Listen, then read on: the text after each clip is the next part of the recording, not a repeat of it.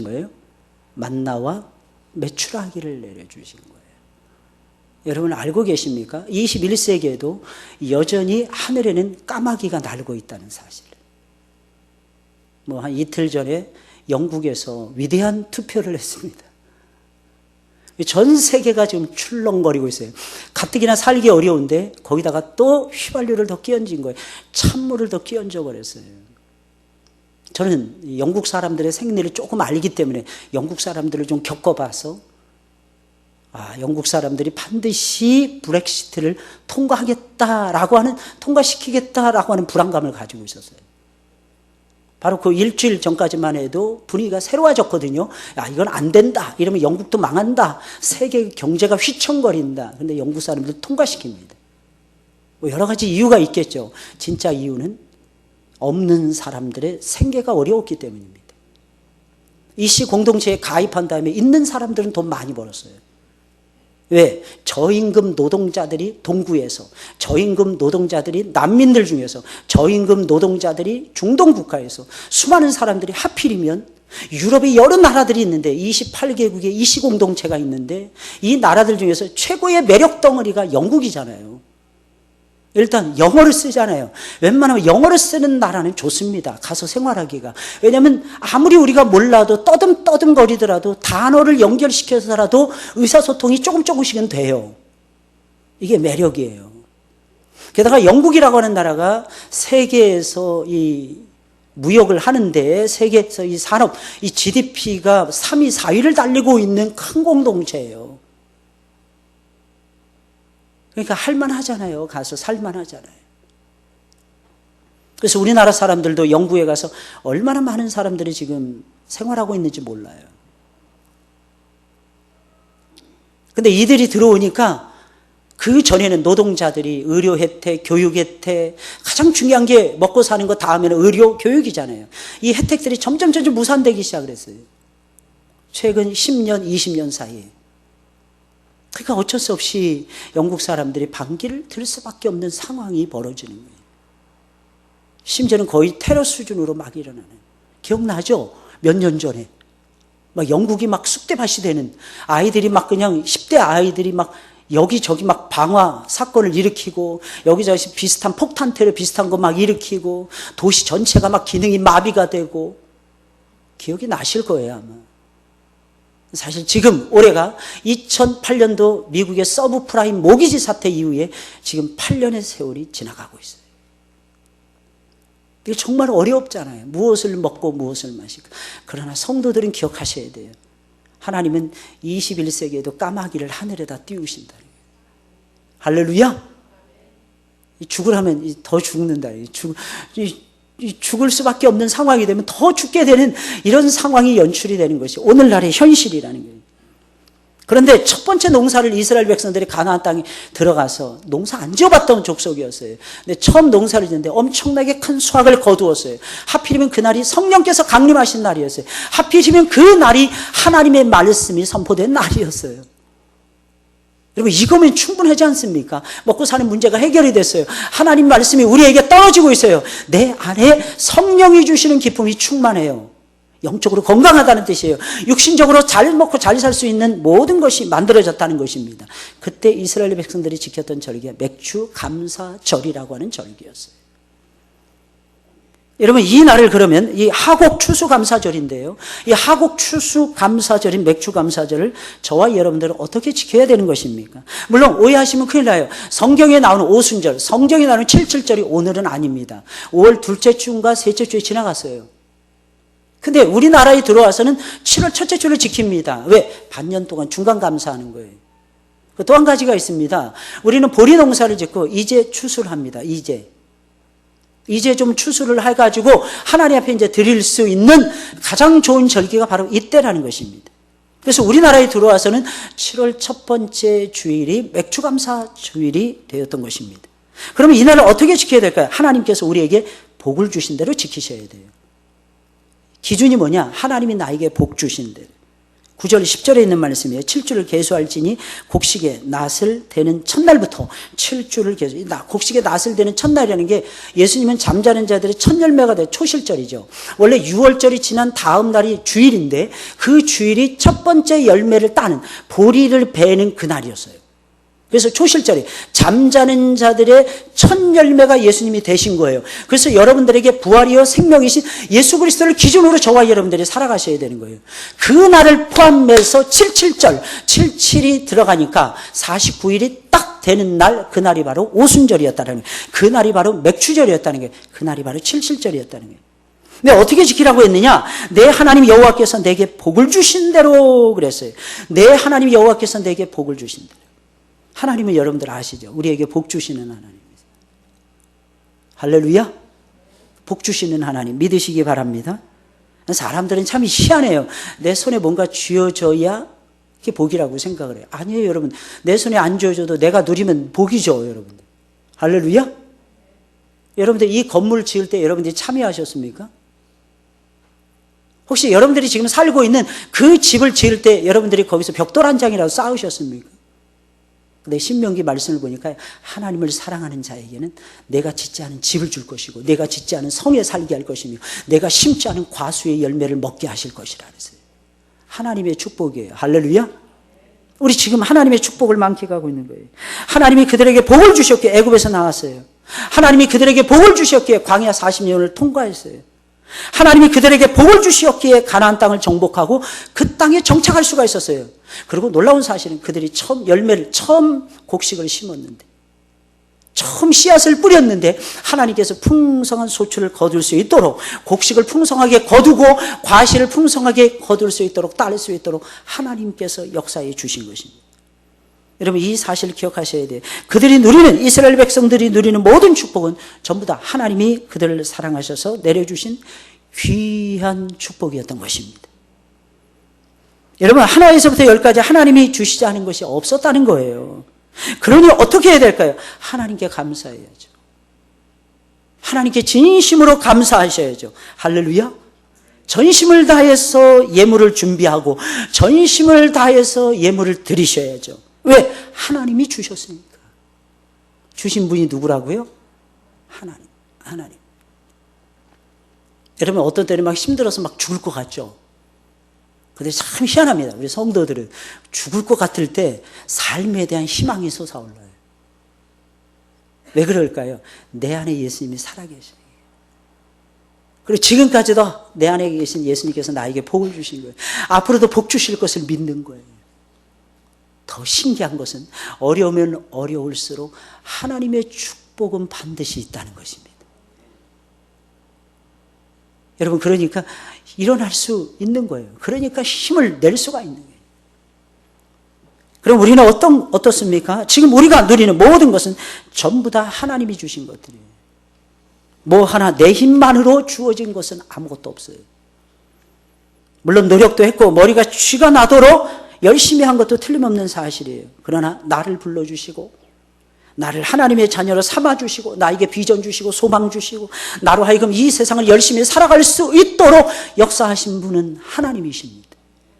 똑같은 상황에서도 어떤 사람은 좌절해요. 똑같은 상황에서도 어떤 사람은 힘을 냅니다. 어떤 사람은 그 속에서 아이디어를 짜내요. 그 속에서 삶의 희망을 발견합니다. 여러분 아시죠? 유명한 KFC의 시작을 여러분들이 아시잖아요. 켄터키 프라이드 치킨.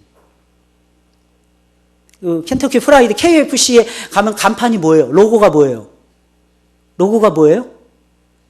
안 보셨구나. 그냥 켄터키 프라이드 치킨이 맛있으니까 그냥 그것만 애들 말로 열라 드셨나 보네. 그러시면 안 돼요. 그 켄터키 프라이드 치킨에 딱 KFC에 딱 가면 뭐가 보여요? 할아버지잖아, 할아버지. 그분이 그 켄터키 프라이드 치킨을 처음 시작할 때 62세인가 이렇게 됐어요. 옛날에 62세, 옛날에. 지금 100세 시대 말고요. 옛날에 강건하면, 보통 사람의 연수가 70이요. 강건하면 80인 그 시대에. 그분이 사업을 하다가 다 망했답니다. 뭘 할까? 트럭 한 대 딱 살 수 있는 돈이 있었대요. 그 트럭을 가지고 전국을 돌아다니면서 뭘 할까? 하다가 기도하는 중에 켄터키 프라이드, 이거 사람들이 치킨을 그렇게 좋아하더랍니다. 야, 이거 치킨을 구워서 팔아야 되겠다. 그러면서 KFC를 시작했다는 거예요.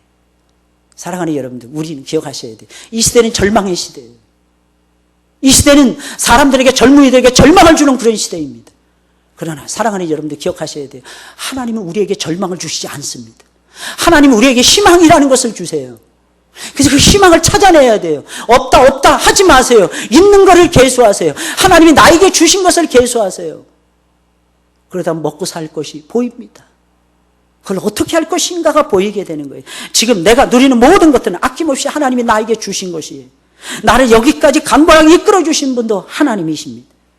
지난 반년을 여러분들 돌아보세요. 2016년도 시작할 때를 회고해 보세요. 얼마나 힘들었습니까, 여러분들? 얼마나 답답했습니까? 얼마나 절망스러웠습니까? 오죽하면 우리 교회의 표어가 왕이신 나의 예수님이었어요. 예수님 한 분이 아니고서는 못 살았네요. 얘가 2015년도 마지막을 지나가면서 하나님 앞에 받은 말씀이었어요, 여러분. 우리 주님은 우리의 왕이 되십니다. 그분이 함께 하셔야 우리가 살겠다는 거예요. 그분이 도와주셔야 우리가 살겠다는 것입니다. 그분이 온 세상의 구주가 되시면서 우리의 진정한 왕이 되시더라는 거예요. 그런데 우리는 광야를 지나가던 이스라엘 백성들처럼 지난 반년을 지나왔어요. 게다가 이 어려움 중에도 우리 교회는 몽골 단기 선교팀을 구성을 했어요. 우리 교회 역사상 처음 있는 일이에요. 물론 옛날에 태국 선교 갔더라고요. 한 8년 전인가 9년 전에. 그때하고 지금은 양상이 조금 다릅니다, 여러분들. 다음 주면 몽골로 파송을 보냅니다. 아직은 많이 부족하지만 그래도 부족한 중에도 선교에 힘을 썼고 선교비를 줄이지 않았고 여러분 개척교회 후원하는 것을 줄이지 않았어요. 작은 교회들과 함께 하기 위해서 발버둥을 치면서 6개월을 지나왔어요. 끊임없이 바른 예배를 드리기 위해서 노력을 했고 우리 어린 생명들에게 신앙의 성장과 성숙을 도모시키기 위해서 우리 부교육자들이 중심이 되고 우리 장로님들이 하나가 되시고 우리 권사님들과 우리 모든 성도들이 하나가 되어서 이 일에 매진하면서 지난 반년을 지난 것입니다. 그러니 어떻게 해야 될까요? 앞으로 어떻게 해야 될까요? 기쁨으로 감사하셔야죠. 하나님의 은혜인데. 근데 놀라운 사실은 어려운 중에도 하나님은 우리의 손을 들어주시더라고요. 그리고 감당할 수 있도록 해주셨고 우리 성도님들에게 은혜를 부어주셨습니다. 그러니 어떻게 해야 될까요? 감사의 예물을 준비하여서 하나님이 나에게 복을 주신 대로 감사의 표현을 다 하셔야 하는 것입니다. 그러면 하나님께서 얼마나 기뻐하시겠고 또 두 번째는 하나님께서 우리에게 복을 끊겠습니까, 여러분들? 아마 복을 더해 주실 것입니다. 저는 확신해요. 여러분, 둘째로 우리의 능력의 범위 안에서 우리의 능력의 범위 내에서 힘껏 예물을 준비해서 드리며 맥추절을 지켜야 하는 것입니다. 오늘 보면 10절에 있는 말씀이에요. 다 같이 한번 읽어볼까요? 10절 시작.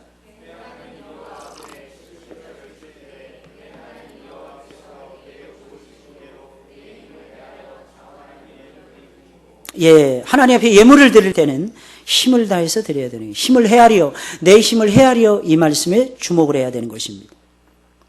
하나님은 우리가 힘을 다해서 제물을 준비하고 예물을 준비하고 감사를 표시하는 것을 기뻐하세요. 왜 그런 것입니까? 하나님께서도 우리에게 복을 주실 때 최선을 다하시기 때문에. 하나님께서 우리에게 복을 주시고 저와 여러분들을 건져내시고 저와 여러분들에게 은혜와 축복을 주실 때도 하나님께서는 최선을 다해 힘을 다해서 우리에게 부어주시기 때문입니다. 우리는 예수님을 닮아가야죠. 그죠? 하나님을 닮아가야죠. 여러분들의 기준이 누구입니까? 여러분, 성도의 기준은 굉장히 고상해요. 굉장히 높습니다. 수준이 높아요. 누굽니까? 하나님이에요. 우리는 하나님처럼 살아가야 돼요. 하나님처럼 생각하셔야 돼요. 하나님처럼 마음을 잡수셔야 돼요. 하나님처럼 살아가셔야 돼요. 이게 베드로 전서의 말씀을 보면 4장에 있는 말씀을 보면 베드로가 그렇게 말을 해요. 너희 육체의 남은 때를 하나님처럼 살라. 여러분, 여러분의 기준이 무엇입니까? 누구입니까, 여러분들? 하나님처럼 살아가시길 주의 이름으로 축원을 드립니다. 하나님은 우리를 위해서 진정 최선을 다하시는데 우리도 최선을 다해야죠. 그렇게 하면 하나님과 우리의 관계는 더욱 돈독해질 것이며 먼저 관계가 살아나게 되어 있어요. 여러분 아시잖아요. 우리는 하나님 없이는 못 살아요. 계속해서 지금까지 하나님이 주신 복에 대해서 설명을 해드렸잖아요. 하나님이 주신 복을 누리시려면 하나님과의 관계가 튼튼하셔야 돼요. 우리가 하나님처럼 행동하고 하나님처럼 최선을 다하면 하나님과의 관계는 튼튼해지고 더욱 하나님의 크신 은혜를 맛보게 될 것입니다. 그럼 하나님은 우리가 힘을 다해서 예물을 드리며 맥주제를 지키기를 원하시는데 힘을 다해서 드리라. 어떻게 드리라는 것입니까? 우리의 능력의 범위 내에서 정도껏 예물을 드리라는 것입니까? 그런 뜻이 아니에요. 우리의 능력의 범위 안에서 최대한 힘껏 예물을 드리라는 것입니다. 여기서 내 힘을 헤아려 예물을 드리라 이 말씀은요, 능력의 범위 안에서 정도껏 예물을 드리라는 그런 뜻이 아니에요. 능력의 범위 안에서 최대한 힘껏 예물을 준비해서 드리라는 것입니다. 우리는 무슨 일을 하든지 최선을 다해야 됩니다. 이 세상을 살아갈 때도 최선을 다해야 돼요. 왜냐하면 좋은 기회는 최선을 다하는 자들에게 주어지기 때문입니다. 최선을 다하셔야 돼요. 아무에게나 좋은 기회가 주어지는 것이 아닙니다. 진정 최선을 다하는 사람에게 좋은 기회가 주어지는 거예요. 특별히 여러분들 기억하셔야 돼요. 신앙생활하고 하나님을 섬길 때에 진정으로 최선을 다하셔야 됩니다.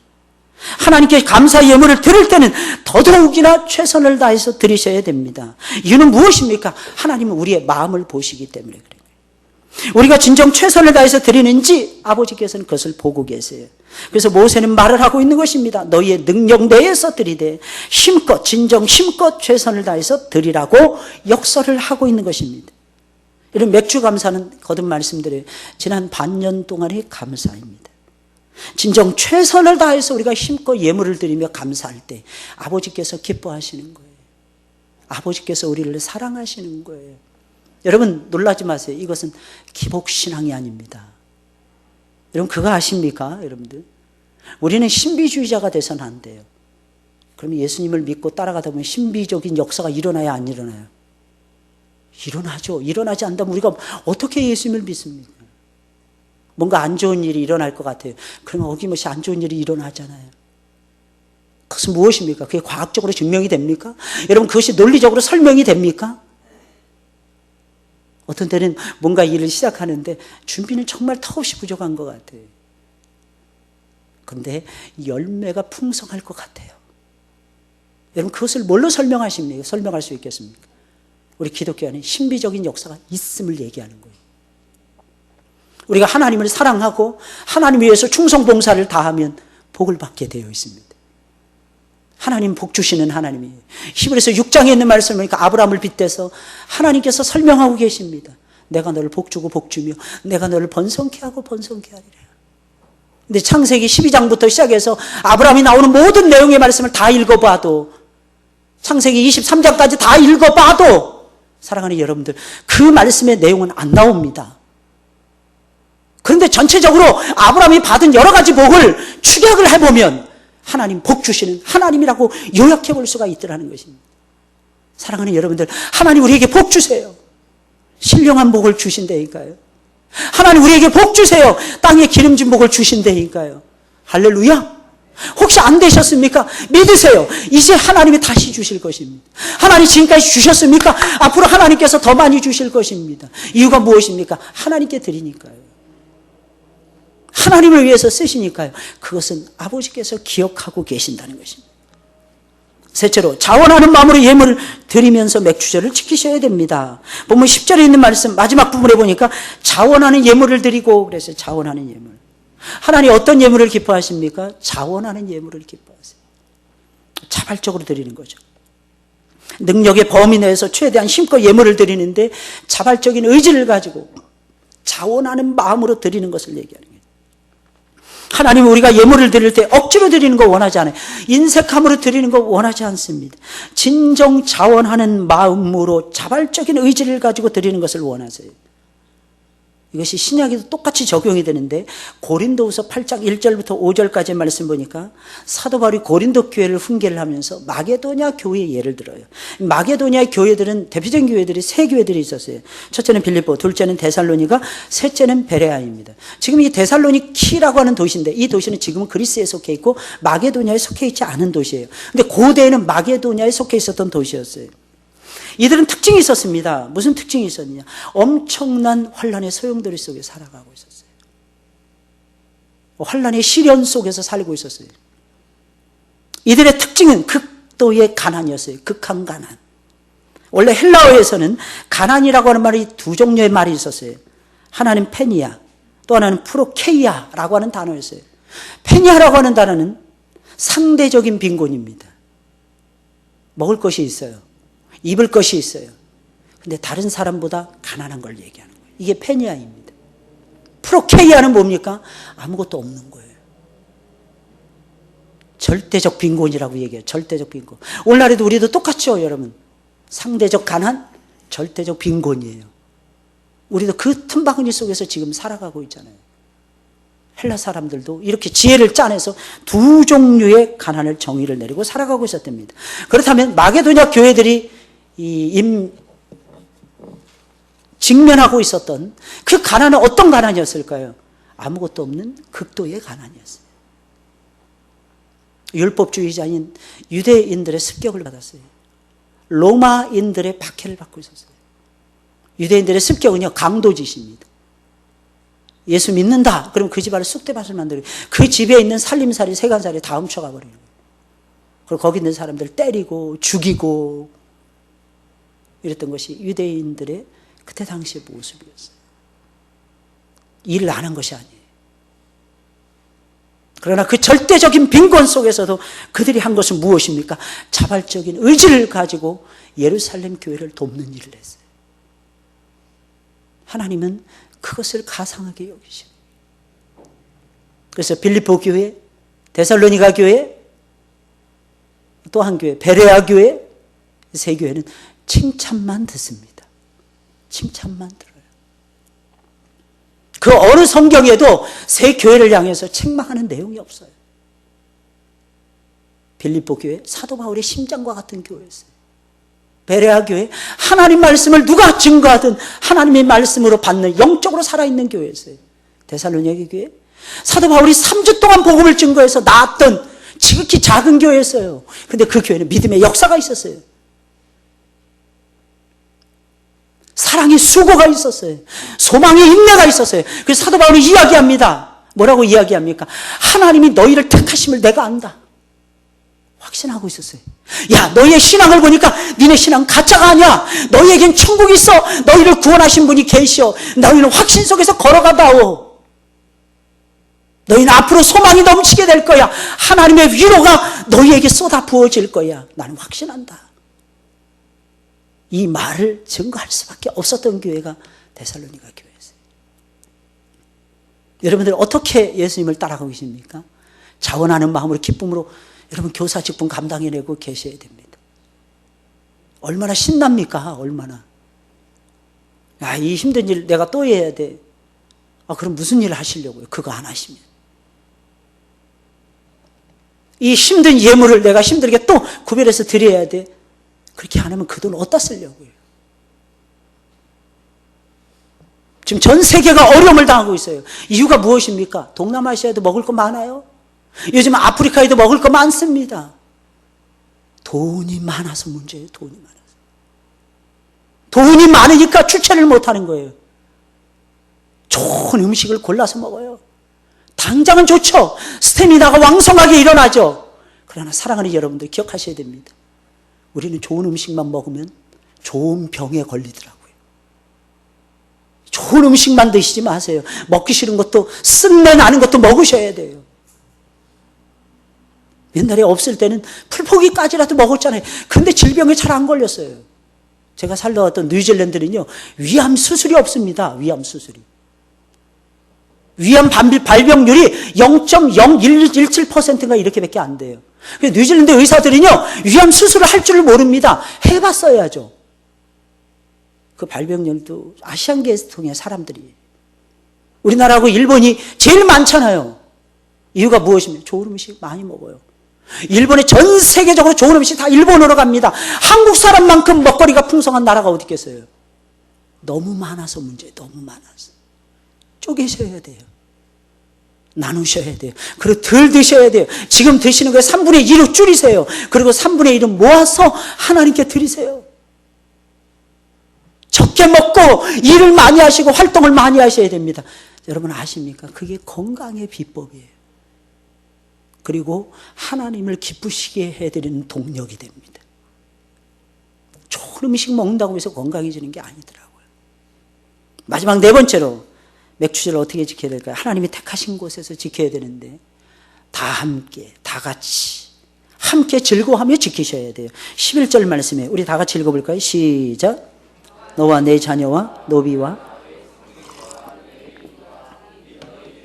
객과 고아와 과부가 함께 여호와께서 그 이름을 두시려고 택하신 곳에서 내 하나님 여호와 앞에서 즐거워할지니라. 즐거워할지니라. 여러분 여기 보세요. 누구와 함께 하라 했어요? 너와. 내 자신 빠뜨리면 안 돼요. 그런 분들이 있잖아요. 당신 교회가 나는 당신 치마폭 붙잡고 갈게. 이거 안 된다는 거예요. 이게 분명히 성경에 너와 그랬잖아요. 내 누구라 그랬어요? 자녀와. 또 세 번째가 누구라 그랬어요? 노비와. 이 노비라는 게 요즘 유명한 설민석 그 역사 그 선생님 있잖아요. 이번에 강의를 여러분들이 만약에 채널 돌리다가 나오면은요 좀 들으세요. 제가 봤을 때 한국이 나온 세계적인 신학, 세계적인 역사학자예요. 대단해. 저 역사에 대해서 관심이 많아가지고 중고등학교 때는 한국 역사 세계사를 제가 꿰고 살았거든요. 근데 저는 역사는 전공하지 못했어요. 제가 만약에 돈이 좀 있는 집안에서 태어났으면 역사학을 전공했을 가능성이 매우 높아요. 근데 그거에 밥 먹고 살기 힘들 것 같아가지고 제가 경영학 쪽으로 돌렸어요. 근데 하나님이 목사를 삼으시더라고요. 기가 막히고 진짜 그랬지만 처음에는. 근데 그분의 강의를 듣다 보면요, 충격적인 비사, 야사들이 막 쏟아져 나옵니다. 노비는 사람 취급 못 받았어요. 그분 강의를 듣는 중에 한 가지가 저한테 제 마음을 아프게 하는 것이 있었어요. 한 그림을 하나를 보여주는데 사람의 발만 있는 거예요. 저게 무슨 그림일까 궁금했어요. 사람의 발이 맞더라고요. 유럽 애들이 아프리카의 노예들을 잡아가지고 아메리카 대륙에다 갖다 파는데 하나라도 더 팔기 위해서 사람을 짐짝처럼 싣고 가는. 그래서 멀리서 보면요, 사람을 하나를 눕혀놓으면 그 위에다가 선반 하나 해놓는 거예요. 그 위에다가 사람을 눕혀놓고 또 선반 하나 해놓는 거예요. 이렇게 해가지고 끌고 갔던 놈들이 유럽 애들이에요. 노예상들, 노예상. 또 하나 그림을 또 보여주는 거예요. 사람이 약간 비스듬히 옆으로 누워있는데 포개져 있는 거예요. 포개져 있는데 머리와 발끝이 서로 마주보면서 포개져 있는 거예요. 심한 노예상은 그렇게 끌고 갔답니다. 그래서 앞에 사람이 눕는 똥을 먹고 그리고 견디면서 배를 타고 2달, 3달을 아메리카 대륙으로 건너갔대요. 둘 중에 하나입니다. 죽든지 미치든지. 이유는 뭔지 아십니까? 니네는 무지한 놈들이니까. 너희는 글도 없고 말만 겨우 하는, 너희는 거의 짐승이라는 거예요. 게다가 더 무서운 거 아십니까? 신앙이라는 것을 빌미로 해서 여러분들 사업을 하시든지 장사를 하시든지 여러분들이 나중에 직장의 상사가 되시든지 하면 제발 밑에 있는 사람들, 아랫사람들 정말 사람답게 좀 대해주세요. 혹시 외국인들이 몰려오거나 얼굴이 까만 사람들이 오거들랑 그 사람들 그 나라에서 엘리트들입니다. 그 사람들을 사람 취급하지 못해요. 이교도라고. 예수의 영이 없다고. 그들을 침착 취급을 한 거예요. 저는 그냥 가슴이 그냥 턱턱 막히더라고요. 턱턱 막혀요. 뭐가 가장 필요한 것입니까? 사람을 사랑하는 마음이죠. 사람을 사랑하는 마음. 혹시 여러분들 맥추절 지난 반년 살았어요. 혹시 부부간에 대화가 없으십니까? 회개하세요. 자식의 말을 1년 동안, 반년 동안 지나오면서 한마디라도 진지하게 들어본 적이 없습니까? 부모로서 회개하셔야 돼요. 자식이라면 부모님의 말씀에 대해서 귀 기울여 들은 기억이 없습니까? 회개하셔야 됩니다. 존중하는 마음. 모든 전 세계 헌법 속에 제1번으로 나오는 것, 인간의 존엄성. 그게 다 성경에서 나온 건데 인간들은 엉뚱하게 성경에서 나오는 심판, 그걸 사람보다 앞서서 적용을 해가는 이런 무서운 세태를 보이고 있는 것입니다. 주님은 분명히 말씀하시고 계시잖아요.